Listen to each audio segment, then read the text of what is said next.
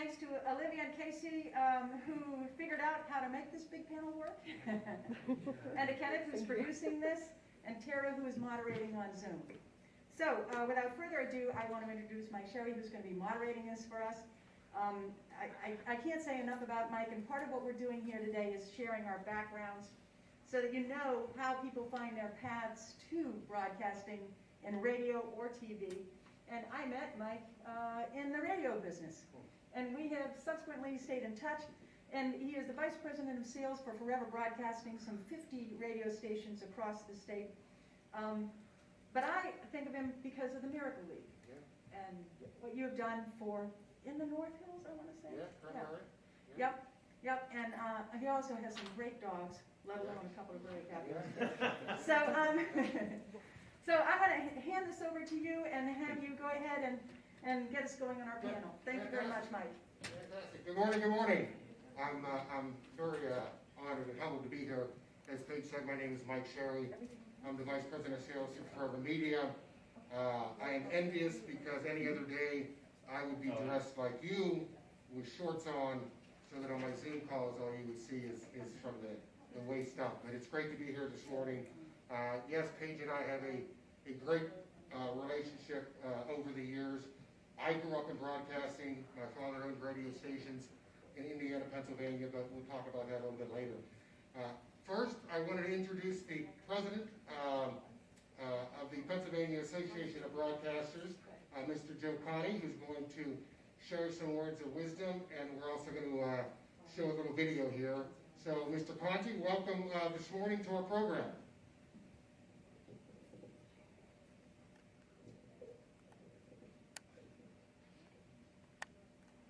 Hopefully Joe can hear me.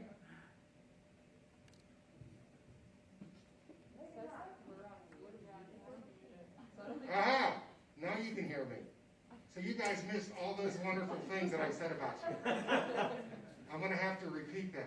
Okay, we are set to go here. I just kind of gave a little bit of background on myself, and I just wanted to introduce, first off, welcome panel. We'll get into individual introductions here in a minute.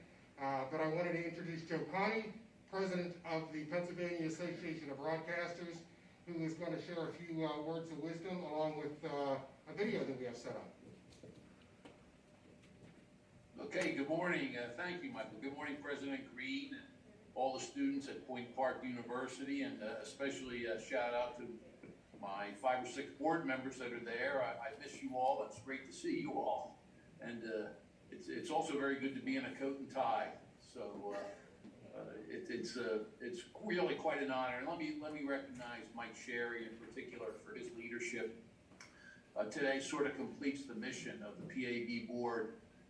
From an educational, from a broadcast opportunity, and from a scholarship standpoint, to work in 3 different parts of the state, the east, the central, and the west, for the betterment of the education opportunities for broadcast students and media students. So, Mike, tremendous job, and we're so honored to be here today with you all.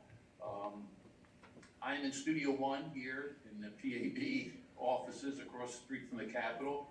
It's a very exciting time. As we like to say, the kids are in school. Both chambers of the assembly are in, and that hasn't happened in a long time. So it's nice to see Harrisburg a little alive today. We think that the business opportunities you're going to hear about today, matched up with the scholarships that will conclude the festivities today, are a very important part of helping our Pennsylvania broadcasting grow and thrive into the future. I also want to recognize Paige Beal and Gail Ponte, our own Gail Ponte. They are the folks who keep the trains running on time, and thank you so much for administering everything that's happening today. So, so without further ado, Mike Sherry, run the video and have a great day. Thank you.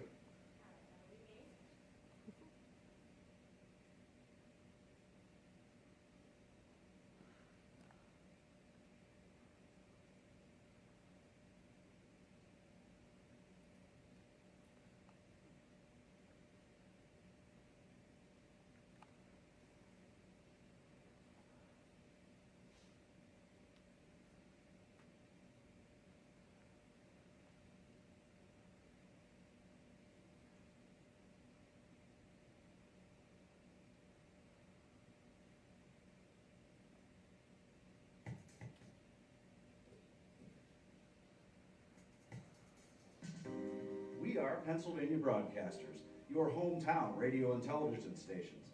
In a state of 12 million people, we have a presence in markets big and small, bringing you breaking news, serving your community, and delivering the information you need to know. And we just got an update from police.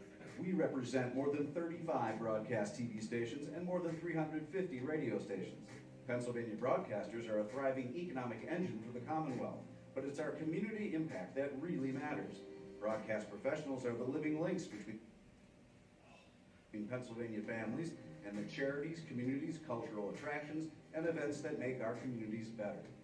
We are deeply rooted in your small towns and your big cities. Our stations feature your local organizations and businesses, as well as the people behind them. And we are your bridge to the world, bringing news, sports, and entertainment from around the world to your doorstep. We champion a strong sense of civic pride, whether it means giving back or showcasing worthy causes. We work hard every day to bring our communities closer together, in good times and in bad. Your local broadcasters are always there. I want to get back to the breaking news right now. Pennsylvania Broadcasters are reaching viewers and listeners no matter where they are, over the air, online, or on your device. Local stations are the #1 source for news, weather, sports, and community information. We are Pennsylvania Broadcasters. There when you need us. There when it matters. All right, fantastic. All right, so if we could pull up our panelists, and while we do that, I wanted to introduce and for the first time welcome the president of the university, Mr. Don Green. Welcome. Thank you so much, Mike, and welcome to everyone who's on Zoom with us. Joe, thank you very much for your words. And we are so excited to have everyone here. Welcome to Point Park University. Welcome to the Center for Media Innovation. Broadcasting, and especially broadcast journalism, is one of the foundations of our society and our democracy. And its health and its future success are an absolute necessity for all of us. So I'm just very excited that we are able to host this. Paige, thank you for your work in organizing it. Thank you to everyone who's helping us to put this on. And let's just have an amazing day and create a bunch of future journalists. Huh? Thank you. Thank you very much. That's great. Okay, here we go. Let's begin with some introductions. But let's all take a deep breath and kind of relax and realize, today's a fun day, an educational day. I'm going to get rid of the coat. Maybe I can blend in a little bit better. But we're going to start with introductions, and let's start with Mr. Rick Harris. Rick, if you want to give us a little intro about yourself and your background. Welcome to Pittsburgh. All right, sounds good. Good morning, everybody. Very good to see you. My name is Rick Harris. I'm the President and General Manager for NBC 10 and Telemundo Dos here in Philadelphia, the 4th largest television market in the United States. It is really good to see you all. I get really excited when I have an opportunity to talk to students because it makes me feel a little younger. It makes me remember when I was, like all of you guys, trying to figure out what the next step is going to be after graduation, dabbling in a few things at the university, and frankly, meeting people directly and indirectly who would influence my career. As far as career goes, I like to say that I started in high school. I was the guy that you heard with your morning announcements, which taught me how to write a script in the morning, to get in front of a microphone and broadcast to the high school on a daily basis. From there, like you, I was at a university, John Carroll University, small Jesuit university outside of my hometown of Cleveland, Ohio, and I worked for the college radio station. And I had a radio show for about 2.5 years. From there, after graduating, I went to do commercial radio and worked for a small AM called WJMO 1490. The point in telling you all of that is that you start young in your career, even when you don't realize that you're actually starting your career. I've always enjoyed broadcasting. I've always enjoyed connecting with people. And I think you'll find over time that that is the central part of your responsibility as you move forward. It's all about connecting with people. So I'm not going to bore you with my career. You can Google me, you can look me up on LinkedIn. What I can tell you is that I've done a number of different jobs for a number of different companies and a number of different markets. So, take from that, there is transition, there is evolution, there is learning something new every single day, whether you're in radio, TV, digital, all of those things help you learn and grow as you move along your career path. So, the last thing I'll leave you with, and I always think about this as I see young folks that we talk with, I did not have the good fortune of having an internship when I was in college.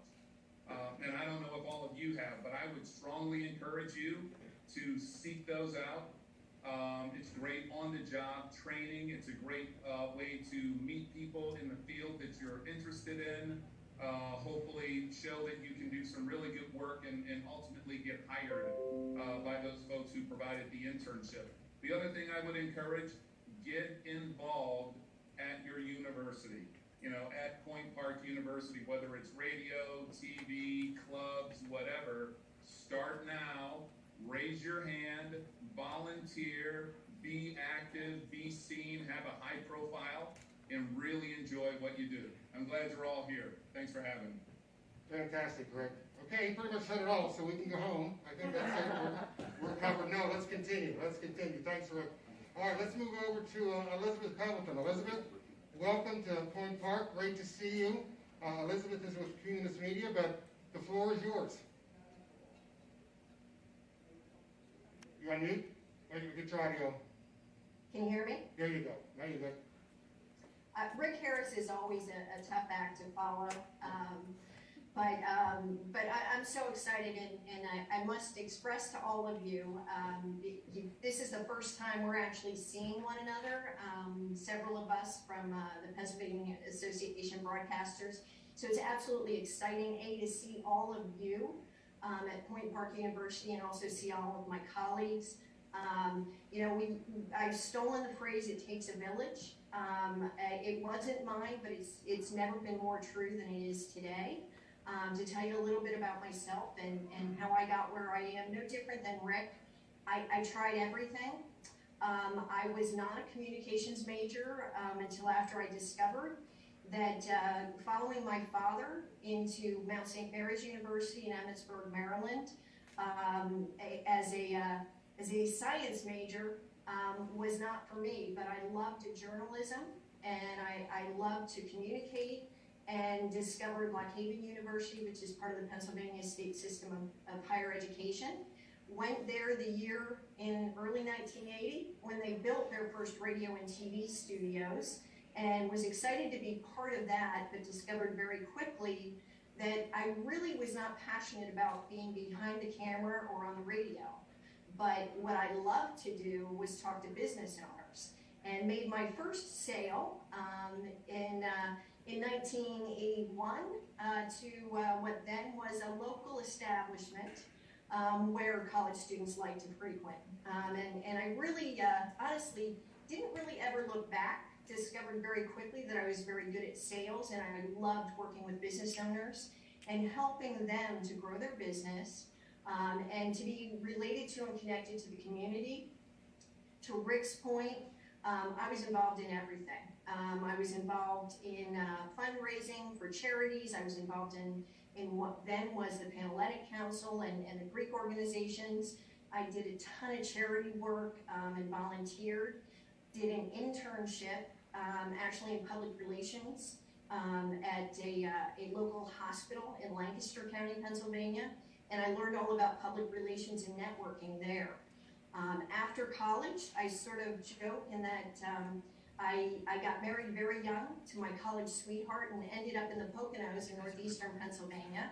And in the early 80s, I will tell you, the economy was not very good and there were not a lot of jobs. And I found myself knocking on the door of the local radio station to try and get a job, and was fortunate enough to be able to work for one of the first female general managers in a privately held group before the Telecommunications Act was passed.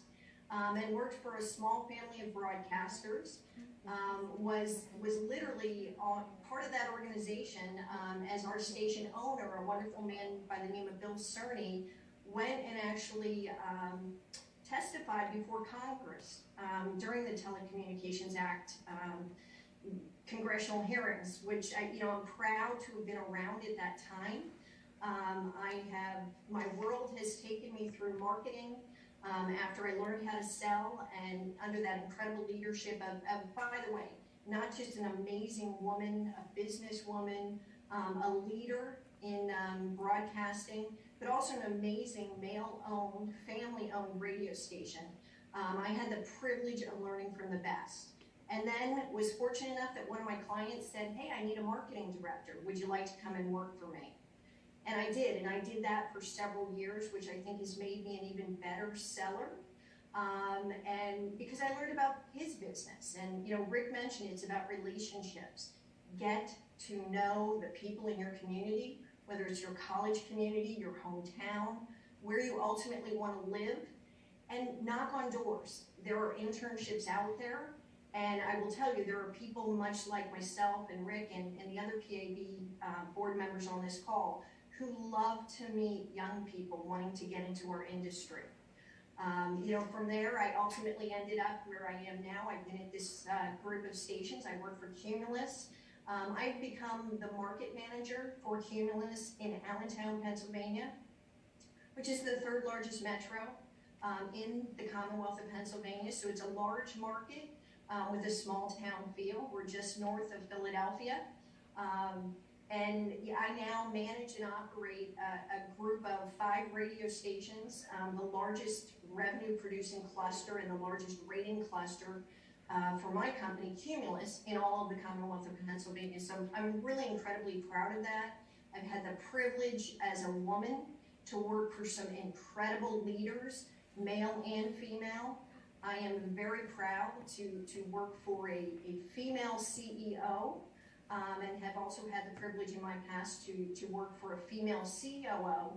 And I mention that not because I have any animosity towards the wonderful gentleman on this call today, because I can tell you the leadership of Joe Conti, of Mike Sherry, of Rick Harris, is absolutely incredible. They are true leaders in our industry, and Vince Benedetto, who is a family-owned company. But I will tell you, there are many opportunities for women in broadcasting. I just am celebrating, I graduated in 1983, and I like to say I never left radio except for that stint doing marketing, where, by the way, I continued to buy my local radio stations, and we did a little bit of broadcast with, there's Northeast Pennsylvania, the Poconos, there's not a whole lot of TV, as Vince knows. But we worked very closely with the local TV station. It's all about getting to know the people in your community, reaching out, and I will tell you, it's been an unbelievable ride, and I couldn't be more excited today, and every day we get up, it's a new challenge in broadcasting.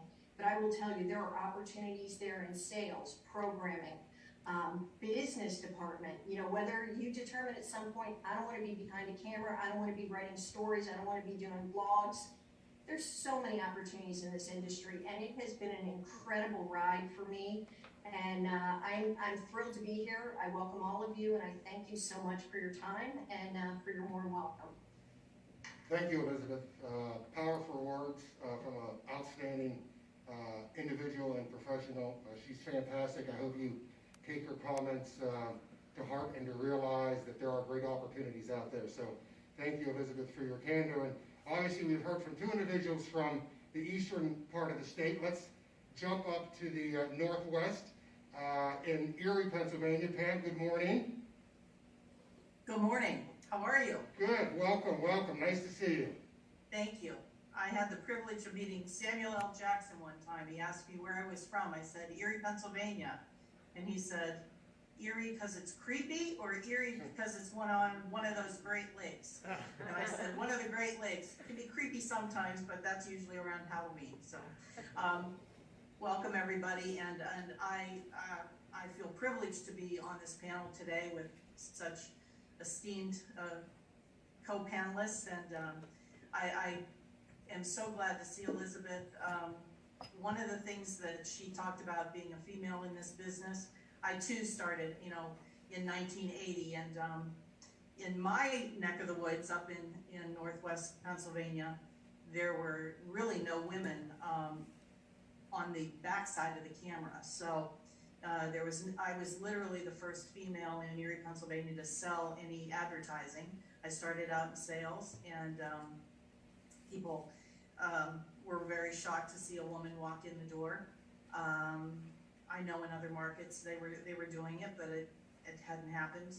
I went to a business school, and like Elizabeth, had no idea what I wanted to do, but kind of dabbled in a lot of different things, even as an airline hostess, and so that was my first job, and then I went into telemarketing and telephone operator and all kinds of things. But when I settled into radio, where my first home was, I was in sales, and then gradually moved on to sales manager, and then into general manager. Then an opportunity came up in the TV industry. So I have been at WI, CUW, SEE, CW. I have 3 radio stations and our independent network that we broadcast to the Caribbean, and am general manager for all of that. So I'm very proud of that. And even on the PA board, Joe can attest to, there were not a lot of women in this on this board for a very long time. Just 1 or 2 in all the years that I was aware of. And so I'm glad to see that young women are looking at the broadcast industry. I think it's important. And I think in all sales, people will tell you the sale doesn't start till they say no. And I believe that happens in life too. You have to sell yourself, let people know that you're here for a reason, a purpose, and that you can contribute to not only society, but to the job that you're in, and to help the job that you're applying for. So I won't go into a lot of detail, but I think that's a quick summary of my attitude. And I believe that you have to sell yourself, tell people that you're worthy, and go for it. So there's my minute or minute and a half spiel. Thank you, Pam. Fantastic, outstanding. And obviously, I think you probably have a number of students that are from the Northwest, Crawford County, Mercer County, up in Erie, so it's always good to have that connection. The next board member that I wanted to introduce is an owner-operator. You might go, what the hell is an owner-operator?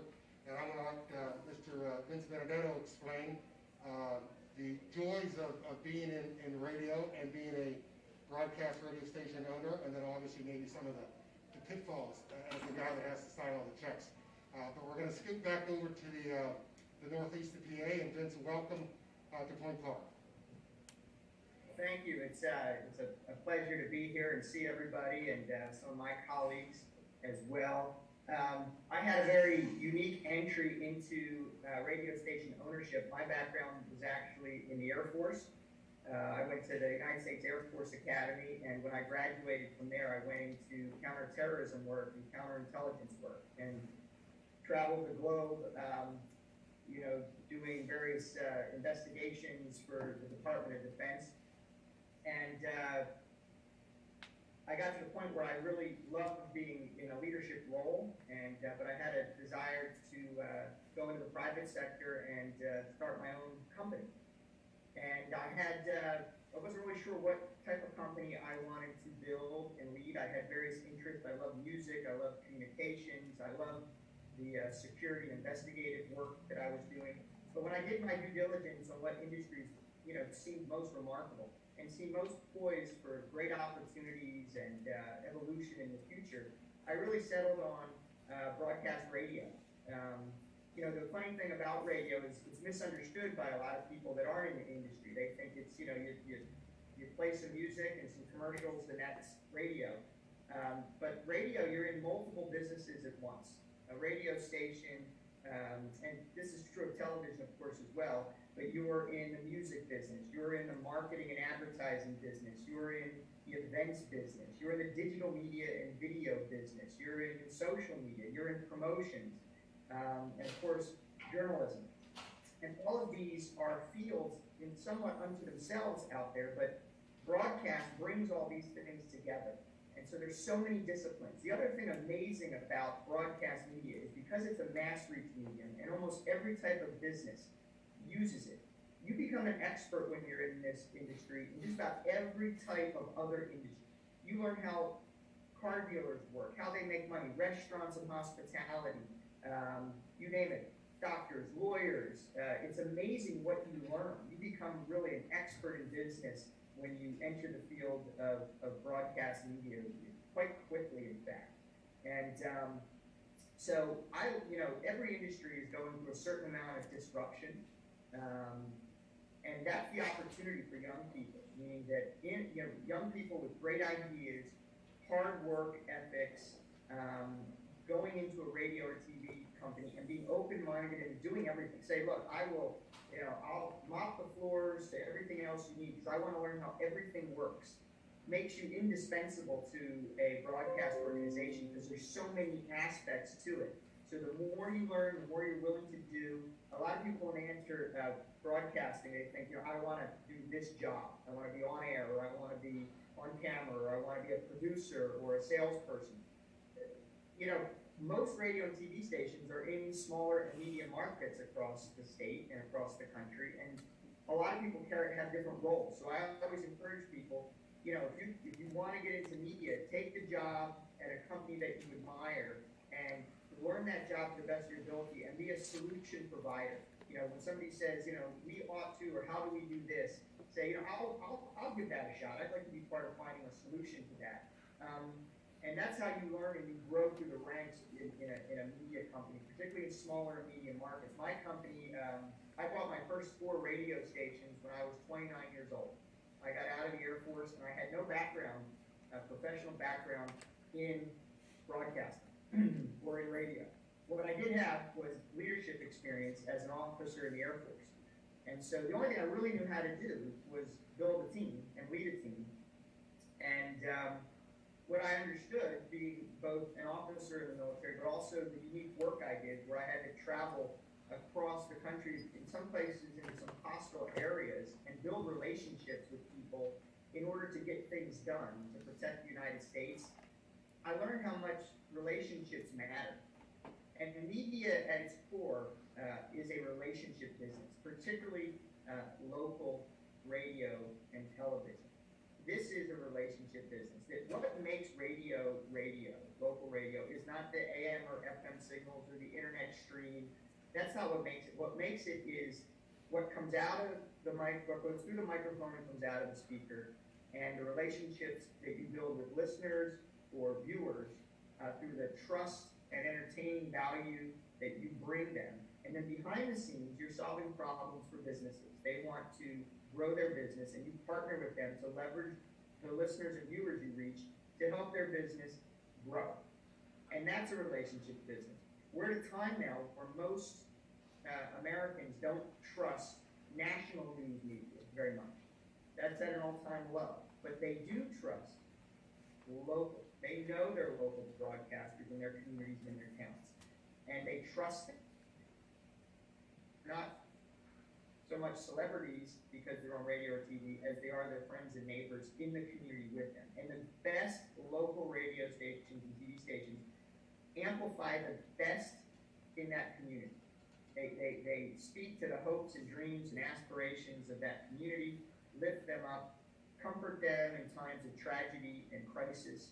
I think of no better recent example than the COVID crisis and the lockdowns and the early stages of that.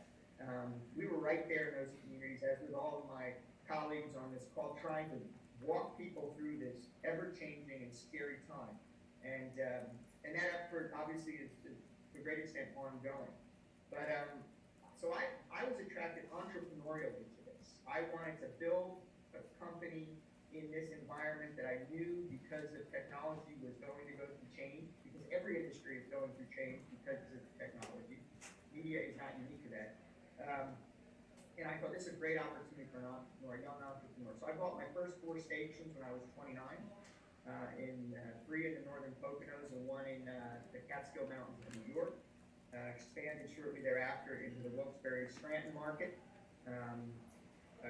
Quite a large media market in the state and in the country actually. And right now we're up to 14 total radio stations and built a great team.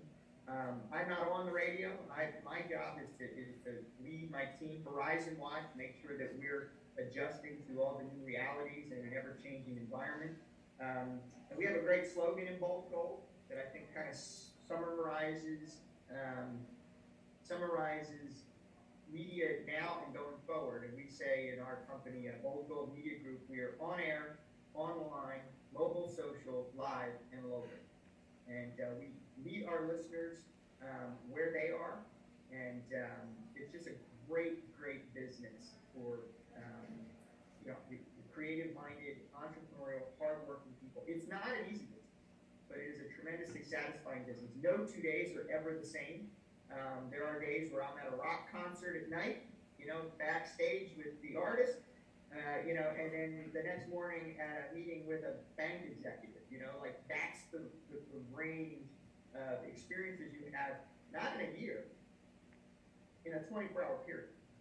And so that's what makes it so dynamic and interesting. So if you like that, there is no such thing as just, replicating a widget in media. I mean, every day is fantastically fun and challenging, and it's never off, right? It's 24/7 and going. So it's not for the faint of heart, but it is for the bold of mind and body. So I encourage anybody interested in it to not only look for a career in it, but if you are interested in, at some point being a radio station or TV station owner, you can do that. You can do that, and I'd be happy to talk to anybody now or down the road on how I did it before I was 30. And it can be done. And it's a great career field. It's a great thing to invest in your time and resources. So thank you all. It's great to be here. Look forward to talking to you on this conference. Thank you, Vince. Fantastic. Excellent words. I can empathize a little bit with Vince and what his comments were. My father obviously was an owner-operator. And it is a 24-hour kind of chameleon type of multiple hats, but a great representation of how somebody can take the audio, that's what we're selling, this audio space, and make a great living out of it. Okay, we're fortunate enough today to actually have somebody that's it's not an avatar, it's live and local that's standing here. I want to introduce the President and General Manager of Wtae, Mr. Chuck Wolford. Chuck is here in town. Great to see you, my man. Great to be here. Thanks for having me. Yeah. I usually talk really loud, so I don't think I need this. Can everybody hear me? All right, good. I don't want to blow you out on a Wednesday morning. Just a quick background on me. I went to Gettysburg College. I did have no idea what I wanted to do. I don't know if everybody has their plan here, but I did not. I worked at an advertising agency in New York City, and I couldn't stand it. I wanted the action. And I will tell you, I grew up a salesperson. I came through sales. And at the end of the day, that was the action for me. I was a competitive person. If you use that, then they can hear you better. Oh, okay. Yeah. Well, I don't want them to hear me. I knew that. That's true. All right, let me see here. Okay, is this working? Yeah. And just so to let everybody know, that was kind of how I got into broadcasting. It was the action. And you might say, really? Is it action? What I will tell you is this. How many people are from Pittsburgh here? Okay, not bad. So how many people obviously are not from Pittsburgh? Raise them. Okay, so you moved, right? And you Pittsburgh folks, I'll tell you, broadcasting is across this entire country. And I don't know how many of you have siblings, but I will tell you is my older sister, she lives a mile from where we grew up. And I couldn't get out of there fast enough. This is my 7th city. And I will tell you, I started in Connecticut, New York, Atlanta, Dallas, Louisville, Pittsburgh. And so the thing is, you can live in Portland, Maine, you can live in LA, you can live in Seattle, you can live in Miami. Every one of those markets has a television station or a radio station. So part of the action for me was I had an open ticket. I could go anywhere. And fortunately for me, that was the industry I wanted to be in. And so it was kind of a marriage. But when you're looking at kind of what you want to do, my advice to you is to make sure, fail quickly, move around, figure it out. If you have your plan, that's great. What I will tell you is this country has a lot of great TV and a lot of great radio markets. It's an action-packed industry. Today, to remind you of kind of what we do as broadcasters, is the 3-year anniversary of the Tree of Life massacre up in Squirrel Hill, right? Horrible, horrible day. It was a day, Saturday morning, I get a call from my news director at 9:45. Massive shooting at the Tree of Life Synagogue. International story, worldwide, within 15 minutes. So when you wake up in Pittsburgh thinking, oh, we're just in Pittsburgh, guess what? The world was on Pittsburgh that day, that week. And you want to talk about an impact? You wake up on a Saturday morning thinking, wow, I wonder what I'm going to do today. And guess what? That day turns like that. So what I will tell you is, fortunately for us, there aren't a lot of days like that. But when it comes down to broadcasting, the impact that you can have immediately on something is both local, national, and could be international depending. So how many people have been to a TV station here? Okay, how many people have been to a radio station? Okay, we gotta get more radio stations. Okay, Mike raised his hand, that's good. What I will tell you is this, and finally, get to a TV station. What we can tell you as broadcasters, when there's breaking news or something going on, there's no better place to be than a newsroom or a sales room or whatever it is. That's the juice. So I'm right up there in Wilkinsburg. I'll leave my information. If anybody wants to come up and take a look, please come up. The invitation's here. Thanks. Fantastic, thank you, thank you. Okay, how are we doing with time? 10:23, and we've got to, what? A little questions, a little Q&A? Yeah, we can do that. I've got some questions on your sheet there. Yeah. Or you could go over some trends, whichever you feel good about. Okay, all right, fantastic. Well, everybody still with us? Still hanging in there? Good. I think if we take a lead off of what Chuck was saying, and maybe Rick, I wanted to throw this into your lap, and then to Vince as well. You know, in today's media environment, it really is about trust. You know, and how do you get these people to trust? And I wanted maybe Rick to talk a little bit about it from the Philly market, and then Vince, you know, from a radio standpoint, and then obviously I wanted to throw in a little bit of input here from Chuck. But Rick, how do you handle that? Do I trust, you know, the guy behind the camera right now based on what everything is going on with media? Yeah, that's the bedrock of our business. If you don't have trust, you don't have a business. Trust with your audience, trust with your clients and advertisers, trust with your partners, trust with your employees. You know, it's almost, I don't know, it feels kind of weird to have this conversation because, you know, that's at the core of who we are as human beings. You want to be connected to people that you trust. So why should the media be any different when it comes to trust? So that's a matter of telling the truth. And that's a matter of shining a light so that people can be more aware, better informed in order to make great decisions for themselves, their families, and their communities. So trust to me is just, it's a pillar. There is no option. And one of the things that I find to be really interesting, what we do is local media. And what you find with, especially the cable news networks, it's much more about opinion. And it's much more about taking a side on an issue one way or another.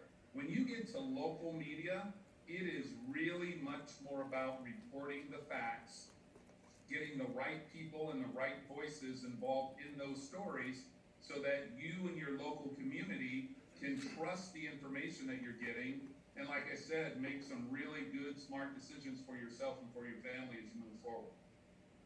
Vince, do you think radio has a trust problem? I'm sorry, say that again? Asking Vince. Thank you, Rick. Thank you.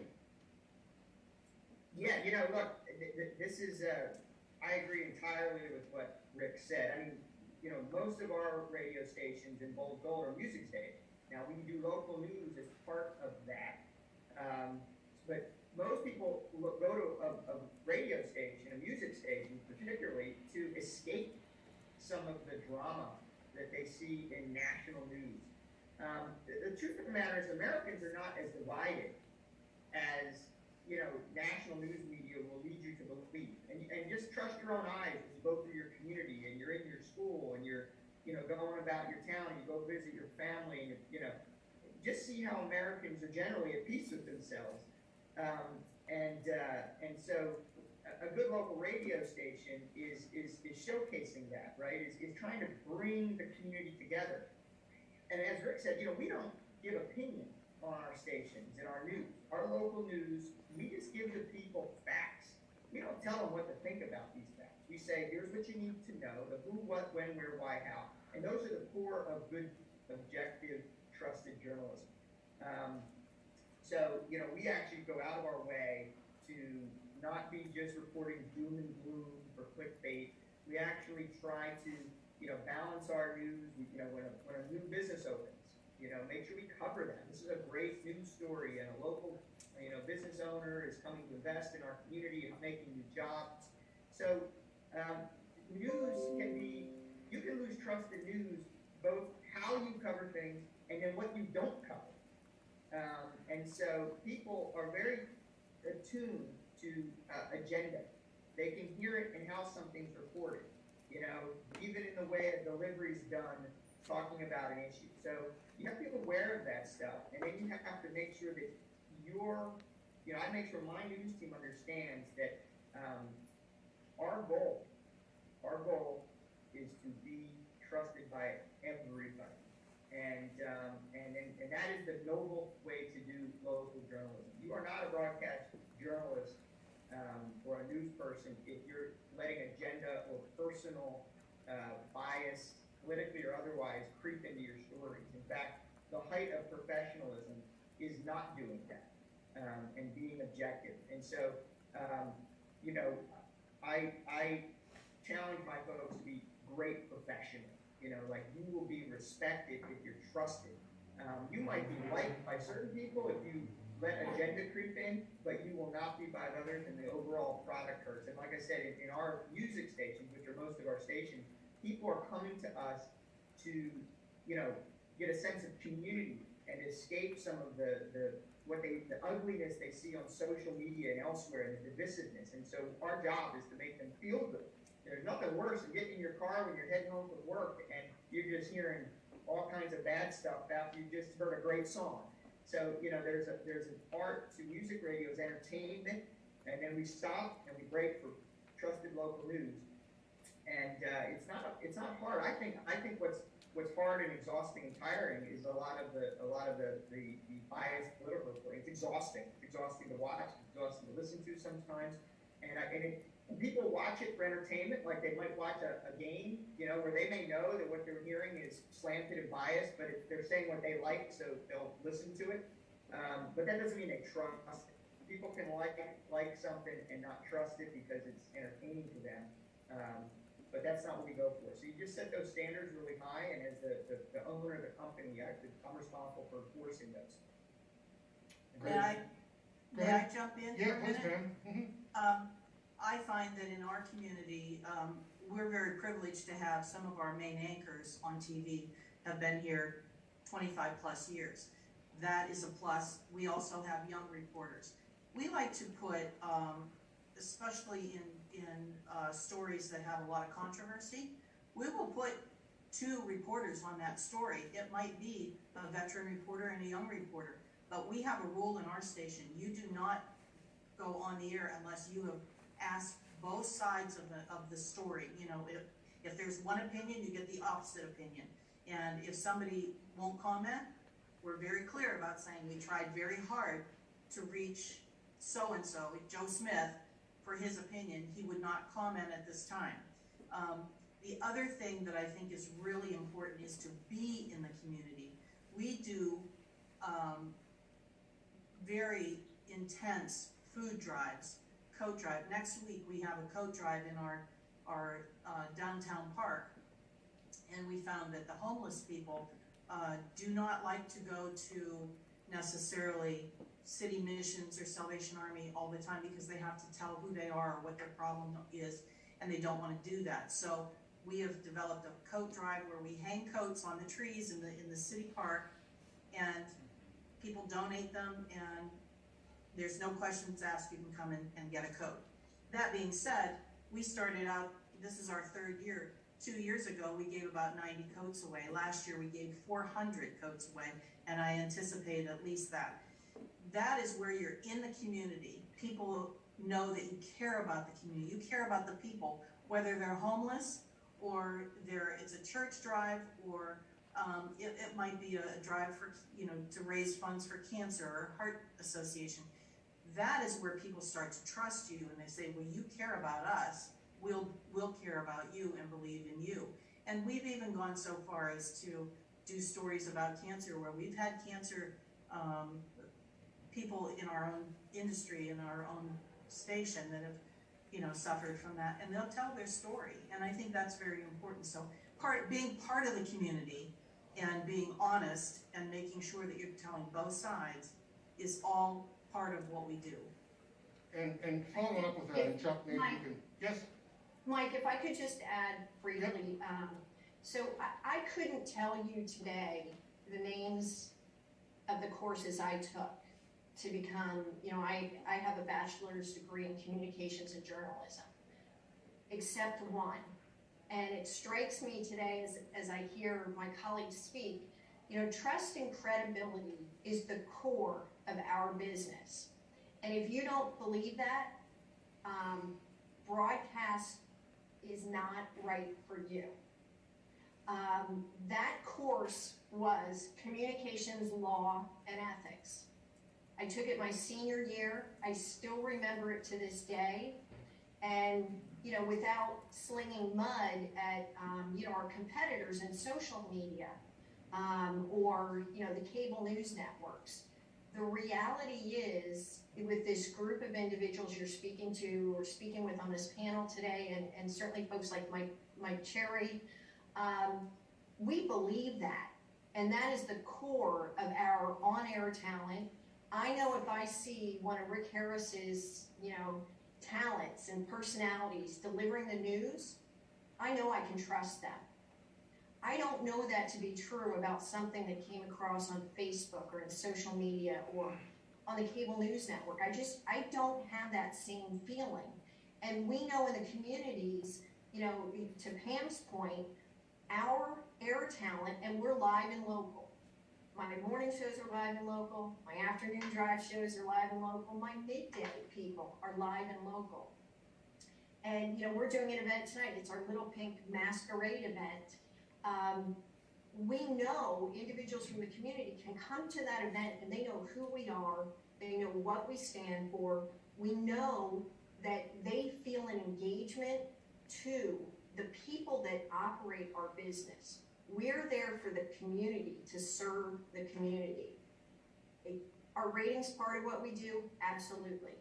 But what you'll find, I believe, with the broadcasters is that our goal is to deliver the news credibly, reliably, and without bias. And that's really, that's one of the reasons I'm so proud to be part of this PAB, is that we all believe that, we live it, and in our communities, they understand it, and it resonates with them. And I believe that's what's attracting people back to, broadcast industry. They don't want to be part of, what people think of as fake news. They want to be part of that entertainment Vince talked about. And most of our stations are music stations. We have the privilege of a partnership with a local TV station. Our news doesn't come from where we collect it on the internet. It comes directly from our in-market partner who has a broadcast team that their priority is news and information. And again, if you want to be part of something like that, you're obviously, sitting in the right place in your educational status. But remember that communications law and ethics should be paramount in everything that you do. And if you're not working with a group of people that feel the same, then I think, some soul searching is probably, indeed appropriate. Yeah, good advice both professionally and personally, Elizabeth.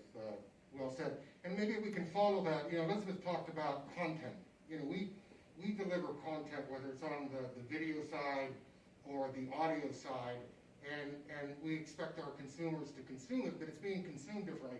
Chuck, how, on the TV side, obviously they're consuming your content on the traditional TV, but there's something that we're all carrying around in our pocket, called a smartphone, that obviously... Is that what those are?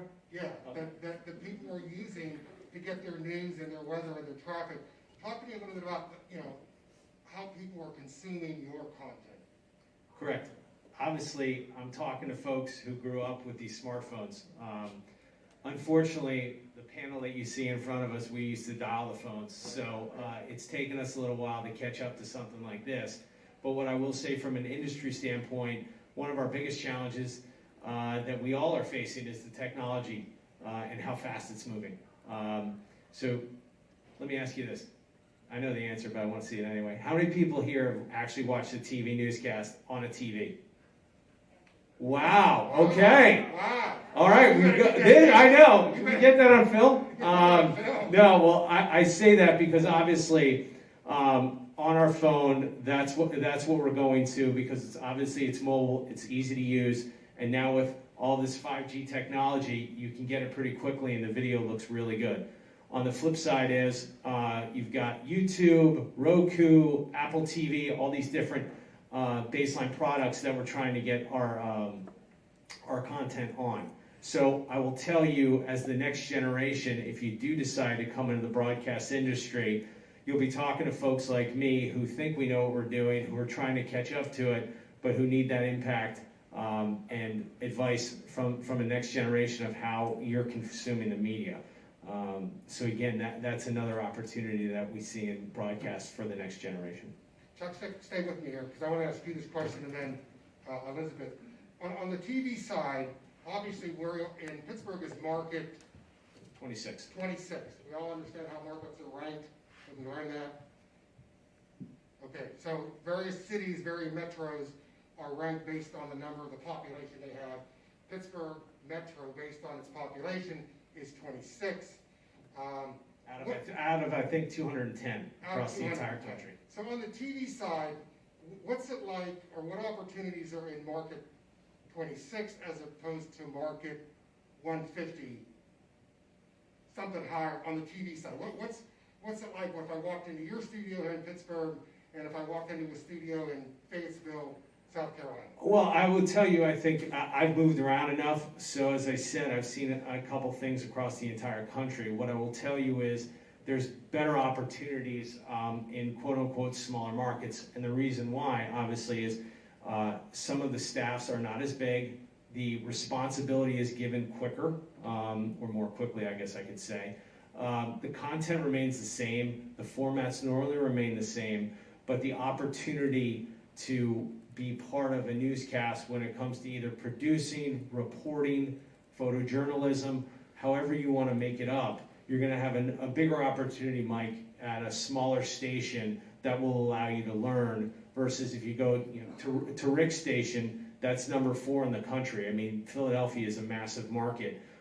Many people are trying to get into that market, very talented people. That's usually a destination market. I will tell you, Pittsburgh's kind of a destination market because people that grow up in Pittsburgh usually want to come back when they go and get their experience. So we've got, I'll just tell you, TAE has at least 2 on air. You'll meet one of them later, Elena LaQuatra from Point Park. So she went to Erie and came back.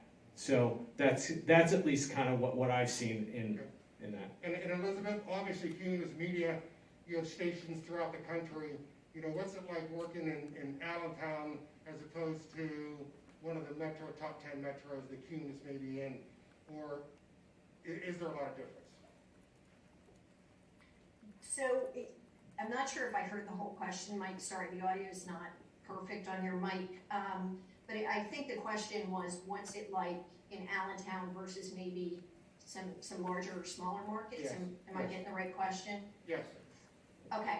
So, I think what's really cool, by the way, about Allentown is that, we're part of the Philadelphia TSA. So, we're part of a major market. But, we're technically market 74. So, we're a top 100 market, generally in radio You know, there's a very big difference between the top 25 and the top 50. You know, when you get into the 50 to 75, they tend to have some cool toys, but you know, they're not New York City or Philadelphia certainly. But I think similar to, you know, to what the comments just were, it's a great place to really kind of cut your teeth and learn the business. It's a great place to find opportunities. You know, we joked before, you know, and by the way, we wouldn't have you do this, but, you know, mopping the floors and, you know, doing, you know, whatever else. I mean, I will tell you, in my tenure, I was the B104B mascot. Because as a seller, and you're hearing from a lot of us that we came up through the sales side, you're willing to do whatever it takes so that your client has great experience, right? And in my case, you know, nobody wanted to be the bee that day, so I was like, I'm a seller, I'll do it. So what I like for me in my market, and by the way, I would say you're also choosing a culture whenever you look to join an organization, whether it's the culture of the stations in that market, the company culture, the market culture. You know, we're actually going through a huge consolidation project in Allentown, so you know, my team's pretty excited that they're going to have the latest state-of-the-art studios. You know, here we were delayed a bit because of COVID. We've actually just returned to office as a company on October 11th. So, you know, we've had literally almost an 18 or a 20-month hiatus where nothing's happened in our offices. But, you know, there's a lot of cool bells and whistles and toys and technology. You know, we're fortunate in our market that we still have live and local for, as Vince does. I mean, Vince is an owner-operator. Owner-operators tend to have as much live and local as they possibly can. There's some of the bigger media companies, and we're one of them. Cumulus is the third largest in America. You know, oftentimes, unfortunately, in corporate media and corporate broadcast, you know, there's consolidations that really mean fewer people, fewer live and local. We've been fortunate in Allentown that we have a tremendous staff. In fact, by the way, I'm just going to throw this out there for my colleagues and any friends at the Point Park University. You know, I have a morning show co-host opening on my country station. My country station is the flagship country station outside of Nashville for our entire company. It's a unique opportunity because my co-host is young and ambitious. She's in her early 30s, and she wants to be in Nashville. And when you're in the country music genre format in radio, or you're a musician, there's only one place you ultimately want to be. I'd love for her to stay forever in Allentown, but you know, she wants to be in Nashville. That's where the action is in the format. So, you know, we have a unique opportunity to have someone come in with some experience. You know, they don't, if you're going to Philadelphia, you're going to WXTU. I don't know off the top of my head the big country station out in Pittsburgh. By the way, there's no longer a country station in New York City because WNSH, which was Nash FM, was just changed formats to hip hop in New York City. You want to be in a market where you can learn from people who've been in the business. My operations manager has been in the business for 30 plus years. My morning show co-host has been with my team for 25 years. We joke that he came with the building. But there's an opportunity, and actually the talent that's moving on to Nashville, she's been with us for a couple of years. She's got a great story. She literally was kind of the third wheel in a morning show in Boston. And when they consolidated and her position was eliminated, they went down to just a host and a co-host. You know, she was available to come to Allentown as an unbelievable talent. By the way, we helped her celebrate her 30th birthday. So, you know, she's a young gun, you know, in an industry where, you know, there's still growth. Again, you've got to knock on those doors. You've got to be part of willing to work in promotions. You've got to be willing to invest time in learning every piece of the business, you know, as you've heard the others say. And also, you've got to be willing to poke around and move around. So I hope that answers your question. I will say, no different in a major market. It's difficult to get into a New York City or a Philadelphia, just because, I mean, the level of talent and the opportunities because of syndication in a lot of those markets. You know, for example, you know, we now have a morning show that's a country morning show syndicated out of Atlanta, Georgia, for many of our country stations. So, you know, maybe the top 5, top 10 markets have the same morning show. When you get into those mid-range markets, and I would say market 70 to market 100, and then 100 and beyond, there's so many more opportunities. And be willing to even try sales, by the way. I'm throwing that out at you because I have numerous people who started in programming on my sales team, and I will tell you the monetary return, the financial return, and I think there's not one person, not one of my colleagues on this group will tell you differently. If you want to make money and be part of broadcast, there are way more opportunities in the sales side of the business than there are in on-air. There are some exclusive, hot, bigger markets where, you know, the talent is very well compensated. That's generally the top 25, maybe top 50 markets. Once you get beyond that, you know, the sales team is really where the majority of compensation is paid out. Great, thank you, Elizabeth, good insight. Rick, I have a question here for you. What was your pathway into working in bilingual TV? How did you I can say that one more time? what was your pathway into working at bilingual TV? Obviously, you're running 2 radio stations, or 2 TV stations. Got it. Okay. So yeah, like I mentioned earlier, I started off in radio, and frankly, it was just, I heard someone say not too long ago, you have to turn your passion into a paycheck. Some people say, hey, find what you love and you'll never work a day in your life, but I like how he said, turn your passion into a paycheck. So one of my passions was radio. It was music, it's people, it's engagement. And as I was doing all of this radio stuff, I was very much like you guys sitting in this room here, and those of you on the call. I walked into one of my communications classes, and at the time, again, I was on the radio. I walked into class, and I noticed that we had a speaker there in the class. I did my customary thing. I sat in the back of the class. I want to say I was paying attention, but I probably wasn't. And this speaker got up, and she began speaking about television. She was the vice president of sales for a local television station, and she piqued my curiosity. And I sat up in my chair, and I listened, and I got some good information. As I left the class, my professor stopped me and said, hey, Rick, I want you to meet, her name was Jane Sherwin. And he made an introduction and, you know, said some nice things about me being on the radio. And of course, she worked at a local television station. And it was a nice encounter, but I really didn't think much of it. Months later, after I graduated, one of my first interviews was with that television station. And guess who I wound up interviewing with? Jane Sherwin.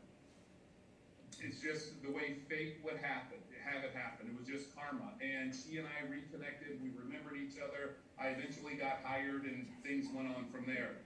So, you know, it's a matter of being involved. It's a matter of being present and availing yourself to opportunities. And that was just a great opportunity. Mike, I just want to say one other thing, because I know we're coming up on time here. Sure. We were asked to talk about trends, and I just want to give you 3 quick trends that I'm seeing, and I want you guys to pay attention to. So I have a couple of sons that are about your age. I have a son who's a senior at Temple and one who's over at Penn Law. And I'm convinced that they don't know very much about TV, and the only thing they know about it is because I work in the industry. When it comes to a channel, the thought that they're going to watch Channel 10 is a joke to them. They watch programming. So one of my trends that I see is multi-platform engagement. So, you know, we all talk about TV stations and radio stations. We're across so many different platforms, whether it's our streaming platform, all of the social media platforms, our .coms.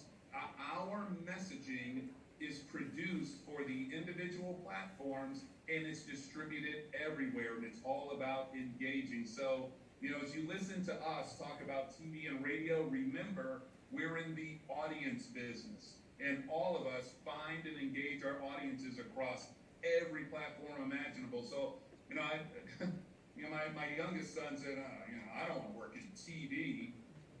It's not about TV. It's about an audience. It's about multi-platform engagement. The other one is Spanish language media. If you looked at any of the census data, the fastest growing segment of the U.S. population is Hispanic. The Spanish language television and radio, digital, social is booming. So again, lean into it, understand it, begin to learn the language. Find somebody, and I can see it in this room, find someone who doesn't look like you and talk to them. Engage with them and learn something about different people and different cultures.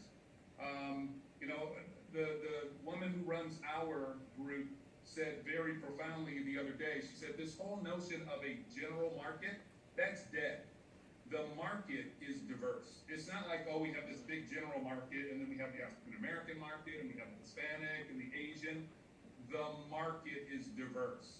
So do yourself a favor and find someone who doesn't look like you and learn from them, lean into them.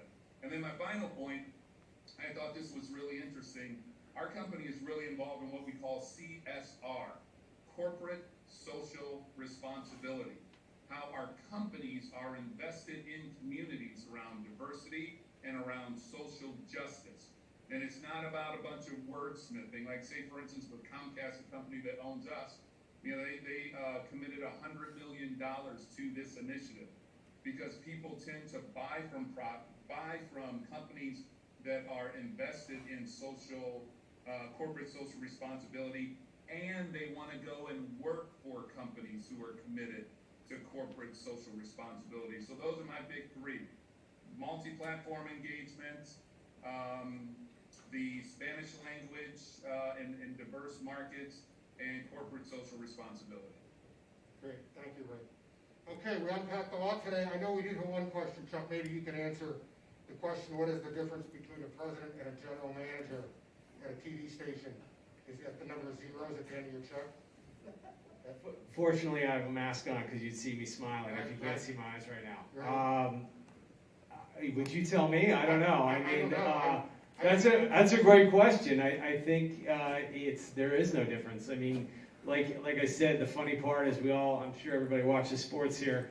The general manager is usually the one that gets dinged. Everybody's an armchair quarterback on Monday when the Steelers lose. Yeah. Well, what I would tell you is thanks to social media, I think we can all mention, thanks to social media, our viewers are armchair general managers, and they tell us their thoughts. So I don't see a real difference. I guess the president could fire the general manager, so I can fire myself. But I think the president takes the general manager out for drinks a lot. Maybe, yeah. I got to meet that guy. Yeah, me too. Okay, let's kind of wrap things up here, and I want you to take a look around at our wonderful panel. Thank you so much. I'm going to bring Gail in here in just a second. Gail Ponte works at the PAB, and the question was always asked, why am I personally doing this? I grew up in a radio family. There was one of these questions here, was radio your first choice? My father owned and operated radio stations. I hated radio. I didn't want to get into radio. Radio was the last thing I wanted to do.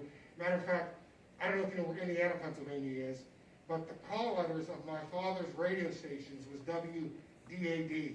And I'm like, oh my God, I can't work for a radio station called WDAD. So radio was the last thing I wanted to do. But after graduation, I realized that there was such growth and opportunity in the broadcast industry that, I kind of packed my bags and I did what all of these folks are telling me to do, and I headed to Tampa, Florida. And the reason I tell you that is back when I headed to Tampa, Florida, the only way to get an interview was either to call somebody on the phone or to do a letter, which didn't often work. And it took a lot to get a job back in the 80s because it was all about phone calling, letter writing, send out resumes. And the reason I'm telling you this is one of my commitments to you in cooperation with Paige, who I used to work with. Paige and I were colleagues at one time. And the school here at Point Park University in cooperation with the Pennsylvania Association of Broadcasters, is to give you guys opportunities out there, lifelines, introductions that you may not be able to get. We want to make sure that if you have a passion in being behind the camera, we want to try to get you hooked up with somebody in Pennsylvania that has an opportunity. If you have an opportunity or you have a passion to sell, we want to make sure that you get in front of these individuals. And believe me, you take these numbers and multiply by 100, and we're across the entire state. If you're from Scranton and you want to go back home to Scranton, we want to try to hook you up with people there that are offering you jobs. So my commitment as we move forward and we continue this partnership this year and next year and the year after is to make sure that you know, Gail, that if you go to, say hi to Gail. Gail Ponte works at our office for the Pennsylvania Association of Broadcasters. Gail, we work very hard at making sure that our website is updated. We want to make sure that the jobs are there, the internships are there. So Gail, maybe a little guidance and let them know just, if they see an opportunity, the best path to take, searching through our website. Yes, absolutely. I work very hard to maintain it. That's part of my job. Our website is www.pab.org, and every day the job board, which is our most popular hit, we have people examine our website to see what pages that they come to, and the job board for placing jobs and people looking for jobs. That's where people go. Every day, those jobs are changing. I see them every day, and I encourage all of you to go to our website often and look for those opportunities. And they're there. And as far as internships, I couldn't agree with you more. We're going to expand on the internship program. We're going to expand with working with Point Park and with Penn State and the other universities in Temple that we work for, because, our goal is to be able to give our broadcasters talented kids right out of college who want to go and work at the stations. I mean, you're where the action's at. You've got the mobile thing down to a science. And there are so many people there that you can learn from. And just like Elizabeth said, you can build, you can grow. The opportunities are endless. Please don't be afraid to take their advice, to follow what they said. They've been there, they did it. It's a very exciting avenue. I mean, tons of avenues that you can go down. So please go to our website often. And another thing I encourage you to participate in, and not a lot of colleges do, but you're more than welcome to, we have Excellence in Broadcasting Awards competition every year. And colleges can enter, and you are not limited to just a college area where we only take, applications from colleges or from stories. You can enter in any category, and a lot of colleges are finally doing that, and they're winning. And the comments that I get back from the judges when a college university does such good work that they win an award, they're like, wow, these are people that I want to hire. Look, they won a PAB award for this. So I strongly encourage you to do that. The competition, again, will start in December. Everything is listed on the website. You are more than welcome to enter, and you should take pride in your work and enter, because that's another way that you can get noticed. So please, use our website as a resource. Use it often, and take advantage of everything that we have to offer. Fantastic. Thank you, Gail. Okay, so with that being said, as you start your career path and you find some challenges, please feel comfortable reaching out to Paige, who will get in touch with me, and we'll do everything we can to direct you and get you in touch with the right person so that you can fulfill your career opportunities down the road in Pennsylvania. So I wanted to thank our guests today. Thanks, guys, ladies. Thank you very much. It was great talking this morning. Chuck, thank you very much. Paige, we're good.